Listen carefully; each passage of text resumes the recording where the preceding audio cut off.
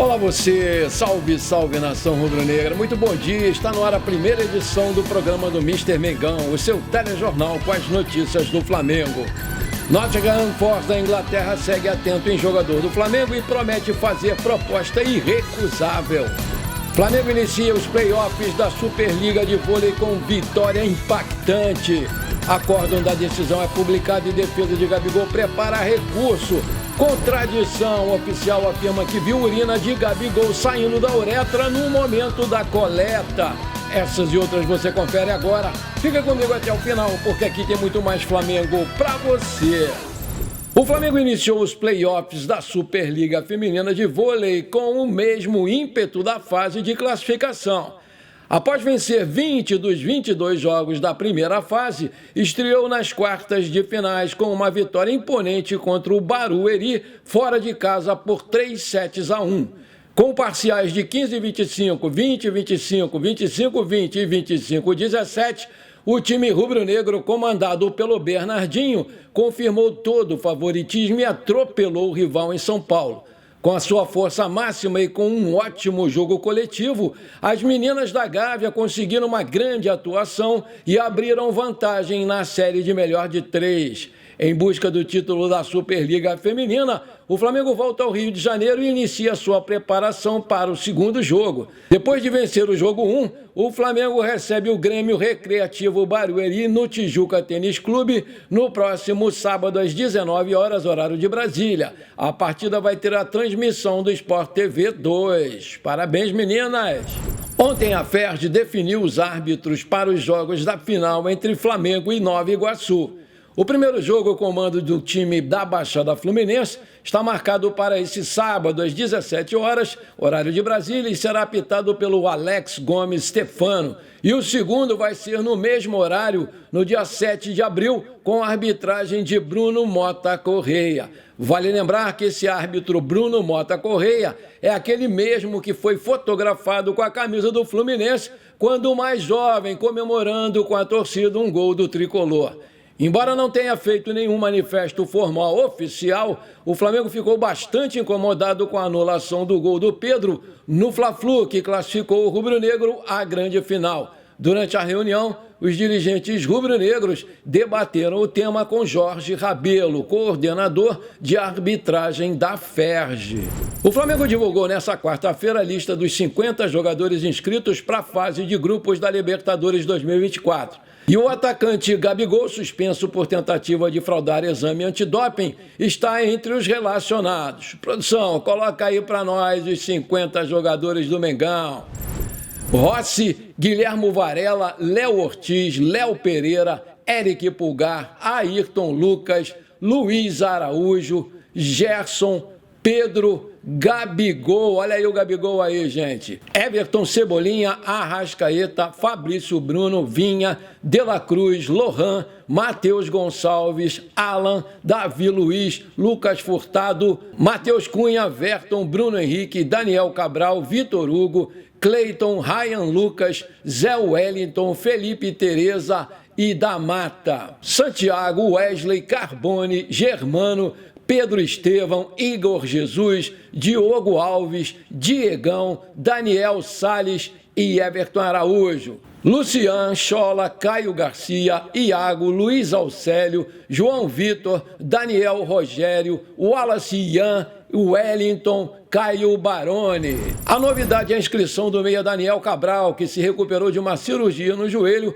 que o deixou afastado dos gramados por mais de um ano. Vale lembrar que o Flamengo estreia na Libertadores 2024 na próxima terça-feira contra o Milionários da Colômbia fora de casa. Caso avance às oitavas de final, o clube poderá fazer alterações nessa lista aí de inscritos. Maravilha, se você está curtindo o nosso programa, então não esquece, manda abraço agora no like para fortalecer o nosso canal. Se você ainda não é inscrito, bora lá, me dá essa moral, vou ficar muito feliz com você. Aperta o botãozão inscrever-se, aperta o sininho ali, pronto. Simples assim, muito obrigado.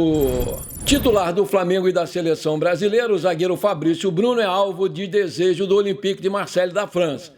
A informação é da RTI Esportes. Entretanto, segundo o portal, o Flamengo já deixou claro aos franceses que só vai negociar o seu zagueiro por algo aproximado da multa rescisória. 30 milhões de euros, 162,2 milhões de reais na cotação atual para clubes do exterior. Além do time francês, o Fabrício Bruno também desperta interesse no Atalanta da Itália, do Nottingham Forest da Inglaterra e do Wolverhampton também da Inglaterra. Nessa informação, o renomado repórter Fabrício Romano trouxe que o atleta do Mengão, inclusive, já teria topado se transferir para a Europa no mês de julho. O seu contrato com o Flamengo vai até o final de 2028 e foi renovado recentemente. Fabrício Bruno começou a ser a menina dos olhos do futebol europeu por suas atuações seguras diante da Inglaterra em Wembley e contra a Espanha no Santiago Bernabéu, na Espanha. O jogo em território inglês, o Brasil, de Dorival Júnior, venceu por 1-0. Já em solo espanhol, empate eletrizante em 3-3. Todavia, o jogador do Flamengo não teve culpa em nenhum dos 3 gols sofridos. Contratado no início de 2022, o Fabrício Bruno ele chegou ao Flamengo e no primeiro ano já foi campeão da Copa do Brasil e da Copa Conmebol Libertadores. Todavia, ele só assumiu a titularidade absoluta em 2023 com o técnico português Vitor Pereira. Mesmo com a fase do Vitor Pereira ruim, conseguiu se destacar no início da temporada passada. Desde então, seguiu entre os 11 iniciais e em 2024 já levantou o título da Taça Guanabara. Sem jogar com o time principal do Flamengo desde a partida de ida da final da Copa do Brasil contra o São Paulo, o goleirão Matheus Cunha, avaliado em 15,5 milhões de euros, 82,6 milhões de reais na cotação atual, pelo Sears Football Observatory, segue sendo observado de perto pelo Nottingham Forest da Inglaterra. De acordo com o GE, o clube inglês ofereceu 10 milhões de euros pelo jogador em 2023, mas o Flamengo não quis saber de papo.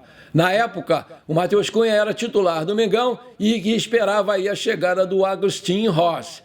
O argentino vivia seus últimos momentos no curto contrato feito com o Al Nassr e desembarcou na Gávea apenas no dia 1º de julho. O Matheus Cunha teve grandes atuações na época com o Jorge Sampaoli, uma delas na vitória por 2-0 contra o Fortaleza, em que ele defendeu um pênalti do Iago Pikachu aqui no Maracanã.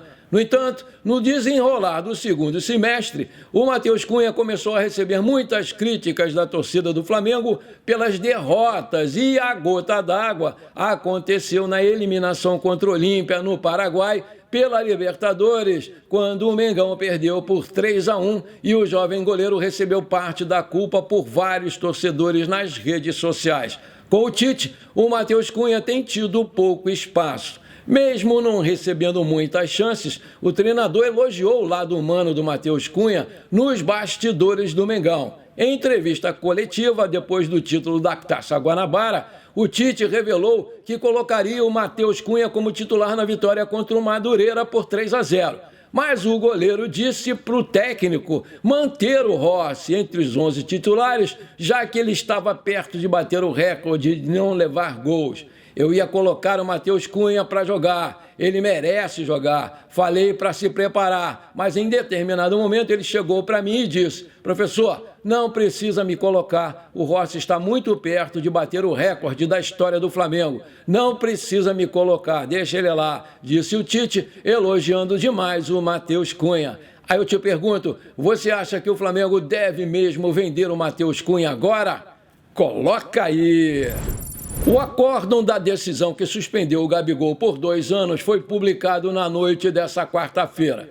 Com isso, a defesa do atacante, feita pelo escritório do advogado Bichara Neto, começou a análise dos documentos para fazer as movimentações jurídicas necessárias. O pedido de efeito suspensivo não é feito de forma imediata à publicação do acórdão. Bichara Neto e sua equipe, primeiramente, vão traduzir a decisão publicada nesta quarta-feira e vão começar a debater, de que forma farão a defesa do Gabigol. Como não se trata de um processo simples e diante de um documento complexo, a expectativa é de que o pedido de efeito suspensivo seja feito no início da próxima semana. O escritório do Bichara Neto também já trabalha em cima do recurso com o qual vai tentar a absolvição do Gabigol. De acordo com a ESPN, a situação pode vir a mudar, olha essa. Isso porque, segundo informações, um dos oficiais da equipe de testagem teria afirmado no julgamento que viu a urina do camisa 10 do Mengão saindo da sua uretra no momento da coleta. Esse fato, portanto, descartaria a fraude na qual ele está sendo acusado. O clube e a defesa do Gabigol, portanto, ainda de acordo com a ESPN, pretendem apresentar esse depoimento do oficial ao CAS. Vale destacar que, além disso, pessoas que participaram do julgamento perceberam contradições por parte de pelo menos um dos 4 oficiais presentes. Aí eu digo, o negócio tá meio esquisito, tem gato nessa turma. Bom, por enquanto foi isso, eu espero que você tenha gostado do nosso programa. Muito obrigado por você ter ficado comigo até aqui, um forte abraço, bora ser feliz, pra cima deles, Mengão!